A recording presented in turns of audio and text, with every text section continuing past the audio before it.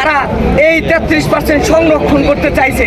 কিন্তু আজকে আপনাদের মনে রাখতে হবে, আজকে যদি তারা 33% কোটা সংরক্ষণ করে, ভবিষ্যতে 50% করবে না তার কোনো গ্যারান্টি আছে?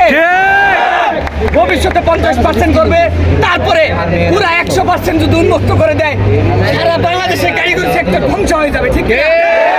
আজকে তারা ইন্টার করে, জেনারেল থেকে এসে তারা বিএসসি ইঞ্জিনিয়ার হয়, তারা ডিগ্রি অর্জন করে, তাদের যে মেধা, তাদের যে যোগ্যতা, সেই যোগ্যতা এবং মেধা অনুযায়ী তাদের নবম গ্রেডের চাকরি তাদের জন্য বরাদ্দ করা হয়। কিন্তু আমাদের কারিকুলামের সাথে আমাদের যে হাতে কলমে শিক্ষা দেওয়া হয়, সেই শিক্ষার সাথে তাদের কারিকুলামের কোনো মিল নেই। যদি কোনো মিল না থাকে, তাহলে তারা কিভাবে আমাদের এই কারিকুলামে এসে আবেদন করতে পারে? পেশ করেছি, আমাদের এই সরকারের কাছে কোনো দাবি নেই, কিন্তু আমাদের যে অধিকার, সেই অধিকার কেউ ছিনিয়ে নিবে সেটা আমরা মেনে নিব না। কোনো দাবি নিয়ে রাজপথে নামিনি, আমাদের অধিকার রক্ষার্থে আমরা আজকে রাজপথে নেমেছি।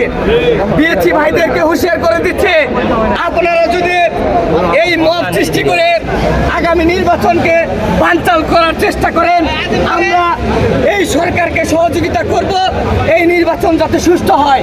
কিন্তু তারা যে 33% কোটার সুপারিশ করেছে, সেই সুপারিশ অবৈধ অবৈধ অবৈধ বলে এই সুপারিশ কোনোভাবে আমরা মানতে দিব না। তারা